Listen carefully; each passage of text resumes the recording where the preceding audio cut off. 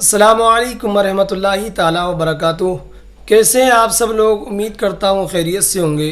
آج کی اس ویڈیو کے اندر ہم بات کرنے والے ہیں کہ اگر قربانی کا جانور لنگڑا ہے تو کیا اس کی قربانی کرنا جائز ہے یا ناجائز ہے۔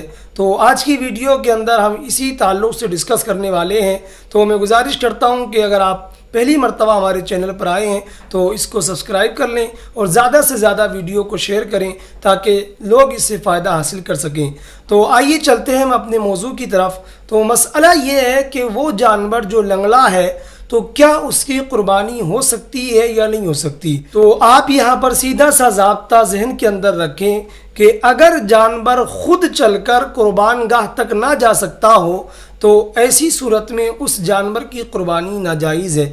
یعنی اتنا لنگڑا ہے کہ چل کر قربان گاہ تک نہیں جا سکتا تو اس کی قربانی ناجائز ہوتی ہے۔ اب کچھ لوگ یہ خیال کرتے ہیں کہ ایسے جانور کی قربانی گھر پہ ہی کر لی جائے، اس کو قربان گاہ لے جانے کی ضرورت کیا ہے۔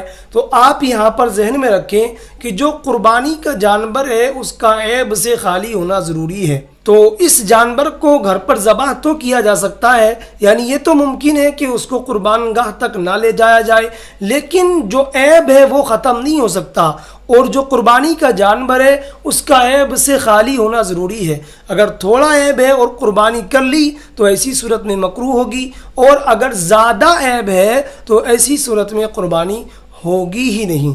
تو امید کرتا ہوں یہ ویڈیو آپ کو پسند آئی ہوگی۔ اسی کے ساتھ وداع چاہتا ہوں، تب تک کے لیے خدا حافظ۔